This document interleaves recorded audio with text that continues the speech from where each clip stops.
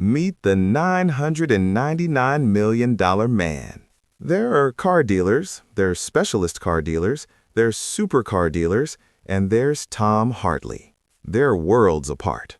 This is Tom Hartley, middle school dropout turned billionaire, who sold over $5 billion worth of cars to the rich and famous, making him Britain's top supercar dealer. I wasn't learning at school. I was called a dunce. I couldn't read. It was always my desire and my dream to be the most famous and the best at what I do. And that's exactly what we are today. This complex cost $10 million. The lighting system is $300,000. The lift was $275,000. This building's made with handmade bricks. They're 2 pounds a brick, 2 pounds a brick. We can at any one time carry stock from 40 million to 100 million. Money's not everything. Well, everywhere I go, money's everything.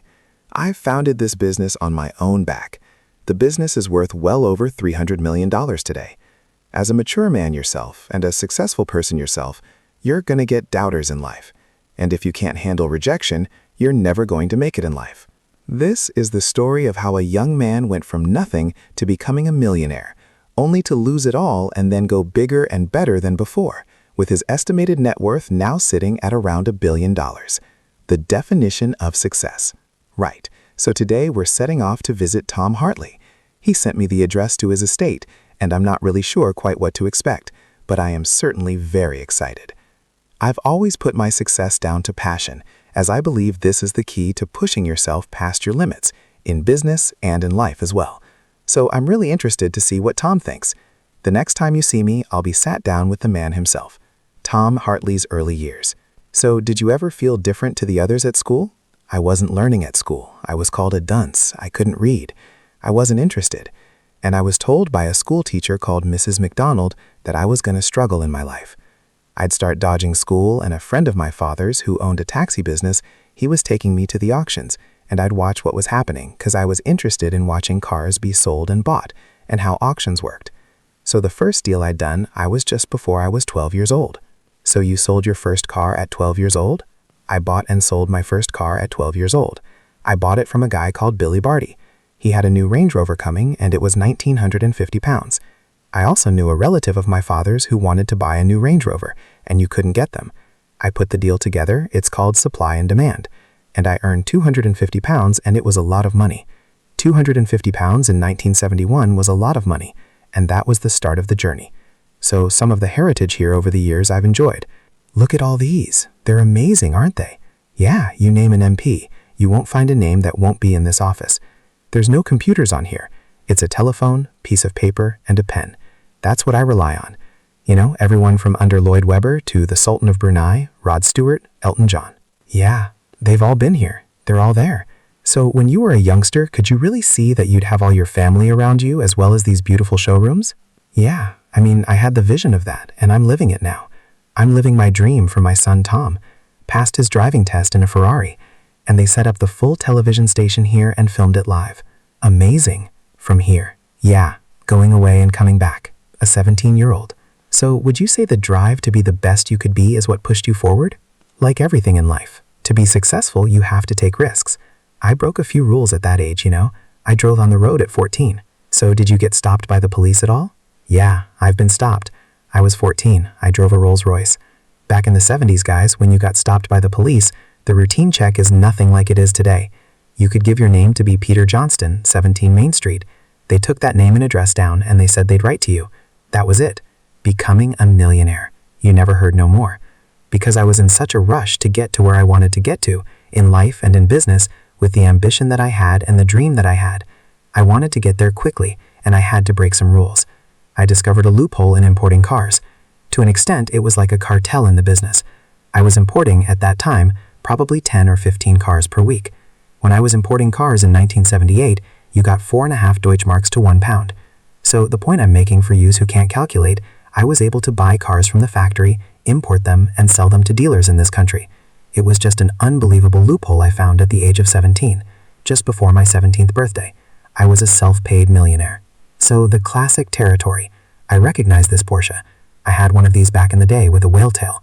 I had a 1976 Carrera. And this Ferrari here, is this the most expensive car you've currently got in stock? No, we've got that car there, which is 3 million. This is a 1.6 million. Losing it all and going broke.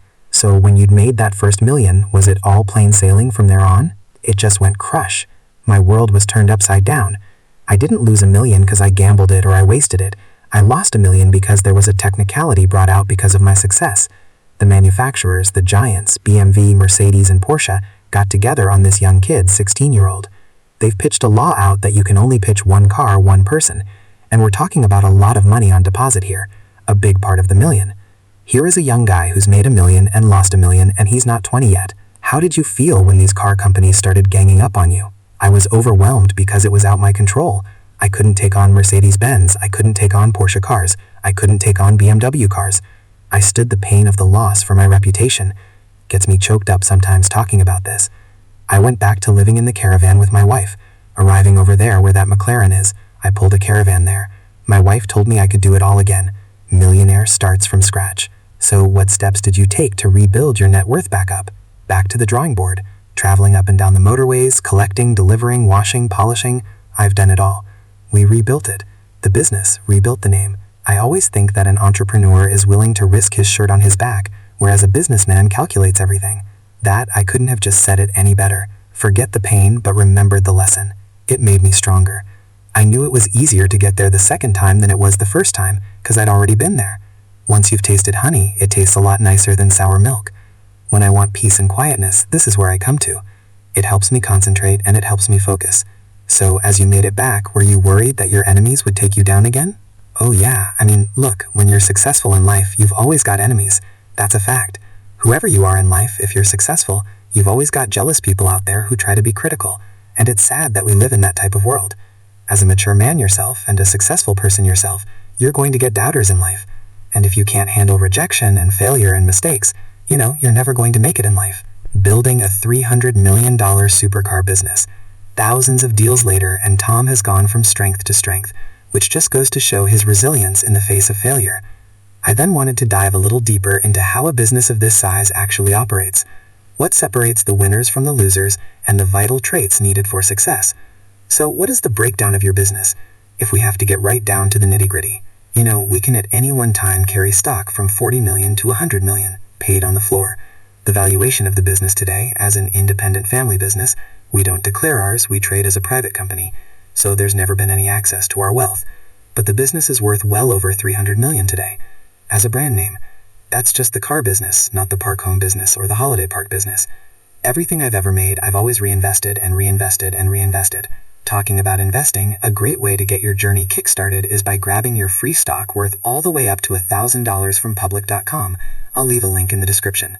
I've never portrayed to be perfect in everything I do, but buying and selling luxury, performance, and classic cars, there's nobody that does it better. I've proved it, I've done it, I've lived it. We're actually sat on a glass floor above multi-million-pound cars in your basement. Yeah, we're sat on top of a glass floor, which was a creation unlike any other in a showroom. We have a famous car stage known as the Lake, where we would drive cars in the middle of water, and we photograph them as something that we are branded for all over the world. How did you come up with the idea of the car stage on the lake? I created the lake. I phoned my son Carl up at 2 o'clock in the morning, 4 or 5 years ago. I said, "Carl, I've got an idea." He said, "What's that, Dad?" I said, "We could put a bridge in the middle of the lake, and we could photograph cars in the middle of the water." And he actually said to me, "Dad," he said, "you sound like you're pissed with an idea like that." And he put the phone down. So I said to his mother, "So I'll show him how pissed I am. I'm gonna do it." It proved to be one of the best things I ever done in my life. And these photographs on the wall that have been taken on the bridge, or on the stage as I should put it, they're like a history of all the cars that Tom's owned. We've got a car going back on the glass screen here. How about that? So you can get a look at the underneath of your Lambo, and as I'd expect, just as pristine underneath as they are on top. On top, absolutely gorgeous. What did the showroom cost? Because you are throwing out numbers. £250,000, £250,000 on the lake. All these are big numbers added up. They've got to make a huge number.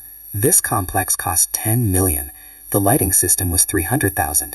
The lift was $275,000. I was happy to fund those 2 items. Air conditioning, sound system, Italian marble, Italian floor tile.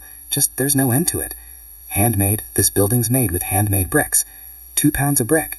2 pounds of brick. Excuse me 1 second, sorry. Hello? I'll take your details. GT2 RS. That's right, yeah. Lots of carbon. Yeah. What's the sort of value on that, Tom? 250,000 pounds. And you can see the value. You put a scaffold in the back. Yeah, 250,000 pounds. Yeah, scaffolding in the back.